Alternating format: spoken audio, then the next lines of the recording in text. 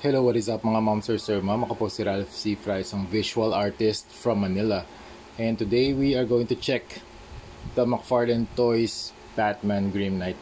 So, yung status nito, matagal ko na ito nagawa, last year pa, pero sold na to mga moms or sir ma'am. Yan, kaya bago natin i-ship, check natin yung condition. So ito yung front, here's the front, top, you have the side, the back, you have the weapons likod niya. So i-check din natin yung joints. So okay naman yung joints, medyo hindi naman not super tight and not super loose. Yan, wala namang pinagbago to sa sa articulation. Yan. So tatanggalin muna natin to para matest natin yung ibang mga joints. So ito yung head, up, down, rotate, okay, left and right, okay, 360 pwede. Okay. Tapos itong shoulders up, okay, dahan-dahan lang. Okay, reminder ulit sa mga clients natin na mag-handle ng mga ganitong klaseng action figures, be very careful sa mga parts na constantly nag-rub. Kasi usually naman yung mga plastic or yung mga joints, meron naman yung 1 mm, kahit 1 mm of space para magkaroon lang ng smooth na articulation. Yan. Pero syempre hindi natin maiwasan magkakaroon yan ng mga friction, ng kiskisan.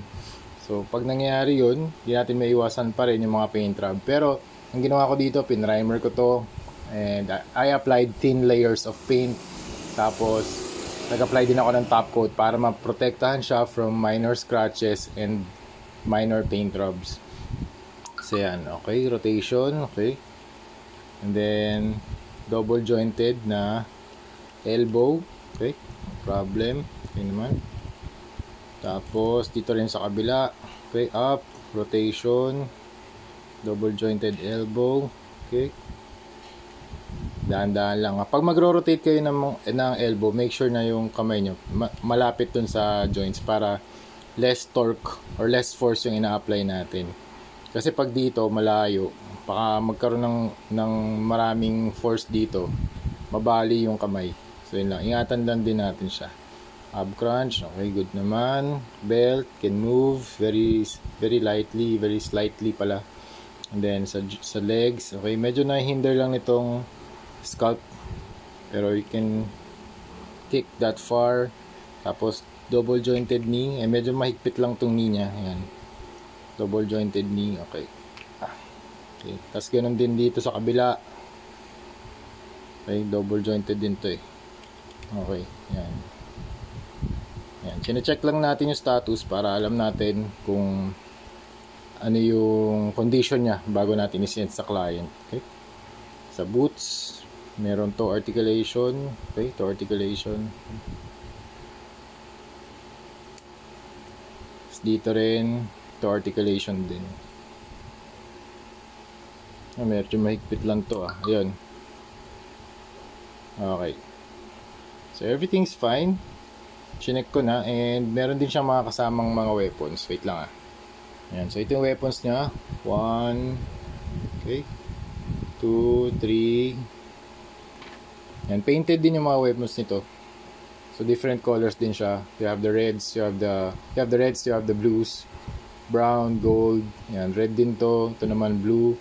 So you have 1, 2, 3, 4, 5, 6, 7, 8, 9, yung rocket launcher 9. Tapos 10, 11, 12, 13. Dami. 13. Yan. 14, 15, 16, 17, 18. 18 weapons. Ito 19. Medyo ano lang to. Medyo curve lang siya, pero may straighten naman yan using hot water. Okay? Or warm water lang pala yan. 19 weapons plus kasama to yung sa likod niya, yung stock. So around 20 weapons in total. So yun lang mga ma'am, so at least alam natin yung condition ng Grim Knight natin. Ano siya. Ito na yung status niya, and i-ready na natin to for packaging. Yan. Thank you very much client for availing this custom na Green Knight. Okay, thank you very much for watching and see you sa next video. Bye!